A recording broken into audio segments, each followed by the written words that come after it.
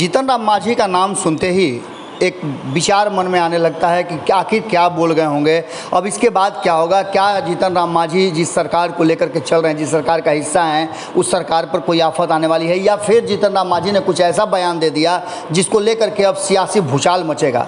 इससे आप अछूता नहीं हो सकते हैं, क्योंकि जीतन राम मांझी के बयान हर बार इस तरह के आते हैं और बड़ी साफ गोई से अपनी बात रखते हैं। बिना लाव लपेट के जीतन राम मांझी सीधी तौर पे अपनी बात रख देते हैं और उसके बाद से बिहार में सियासी चर्चाएं शुरू हो जाती हैं। सियासी कहा जाए तो भूचाल मच जाता है और बिल्कुल उसी अंदाज में कहीं ना कहीं जीतन राम मांझी ने एक बार फिर से कई सारी बातें कही हैं। उन बातों का लब्बो-लुआब इतना ही है कि जीतन राम मांझी ने साफ तौर पे जो वर्तमान परिस्थिति में चीज़ें चल रही हैं उसको लेकर के अपना मत स्पष्ट किया है, अपना विचार दिया है और इन विचारों से फिर एक बार चर्चा का बाजार गर्म होना लाजमी है। क्योंकि जीतन राम मांझी एक तरफ जहां अपने संगठन को मजबूत करने की बात कर रहे हैं, लगातार वो भारतीय जनता पार्टी को इस बात का टेंशन दे रहे हैं कि दलित वोट उनके साथ हैं और इसके लिए उन्होंने उत्तर प्रदेश का दौरा भी किया था। उनके पुत्र ने उत्तर प्रदेश दौरा के बाद आने के बाद उन्होंने साफ तौर पे स्पष्ट कर दिया था कि वो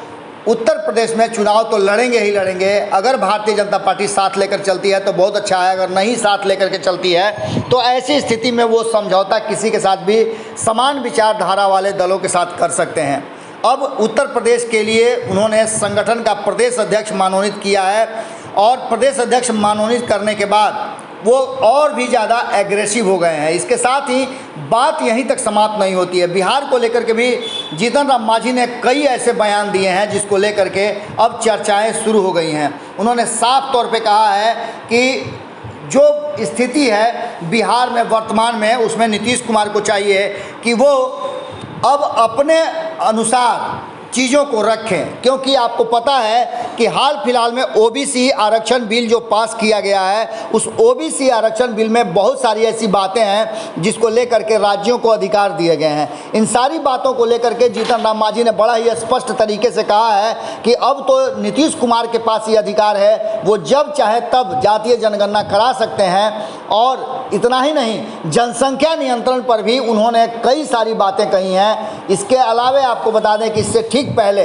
जीतन राम मांझी जातीय जनगणना को लेकर के नीतीश कुमार के साथ खड़े नजर आ रहे थे और उन्होंने इस पर बड़ा ही स्पष्ट संकेत दिया था कि भारतीय जनता पार्टी और केंद्र सरकार को जातीय जनगणना करानी चाहिए।